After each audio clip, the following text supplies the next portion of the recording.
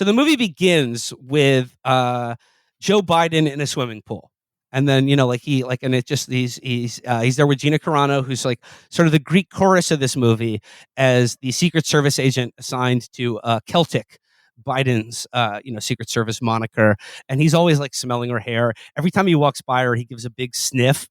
But the movie really begins with its this like recreation of the Black Lives Matter protests that which, by the way, it dates as December 2019. Yeah.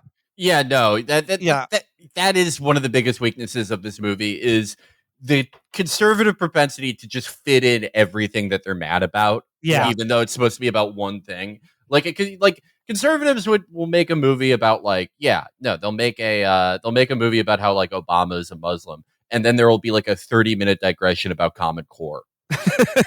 Yeah.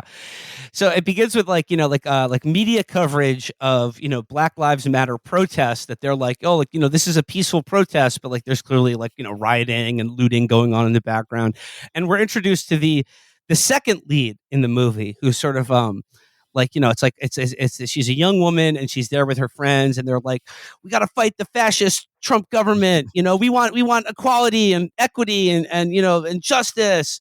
And like it's all going off, and and then like the police come and they're like disperse citizens, and like it was the portrayal of the Black Lives Matter riot was pretty funny, because it was just sort of like what are they trying to say here? I mean, I know what they're trying to say, like, which is that in December 2019 every American city was razed to the ground, but they were trying to say that the media lied about it, and then that's supposed to reflect the way that the media lied about Hunter's laptop. Right. And they try to emphasize that by showing a very, very poorly shot and confusing sequence where I think they're supposed to be showing Trump supporters getting attacked by the rioters. It's very hard to understand what's happening, though, but only from context was I able to decide that's what it meant, because after that, they have the person in the studio going, cut, and then being like, they're being peaceful. And then they cut to these two activists who have film of this attack, and one of them says, "I'm going to go viral." And then her friend, and it's like the one who wants to go viral will be like, she will become like the main character of this movie, and like is that her? Yeah. Sure? That's Kitty. Her. That's Kitty. Didn't think that's for a second. It never. They never seemed like they're never. I was like, that's she's just totally. It's just like she says, I got to go to work, and like the next scene, she's like, a high class escort. Oh, so yeah, like. Yeah. so she's like, I'm going to go viral. And her friend is like, no, this makes the movement look bad. And she's like, the ignorant masses like need to be protected from facts. Sometimes we need to choose the truth over facts. And then Kitty, our main character, just goes, I suppose so. I suppose you're right. So the way that they depict the mob beating up and almost killing a Trump supporter is like, I was confused too until they literally had to mention it. It was a guy not wearing any MAGA paraphernalia, just like a guy in a parka holding his head like he has a migraine, and people going, get him out of here.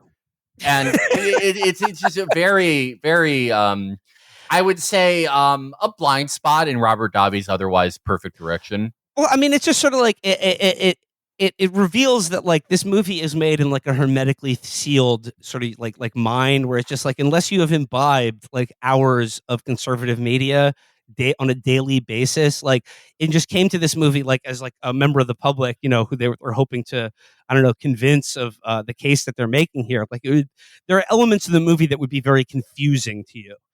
You know what? That's probably what it is. Probably everything that we think is like poor direction, there is some there's like a conservative Easter egg that they totally get. Like the parka that guy was wearing, that's probably a famous incident from 3 years ago called like Epic Parka Man.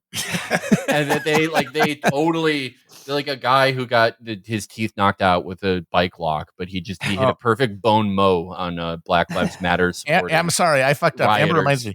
She doesn't even say, I'm going to go viral. She says, I'm going to trend.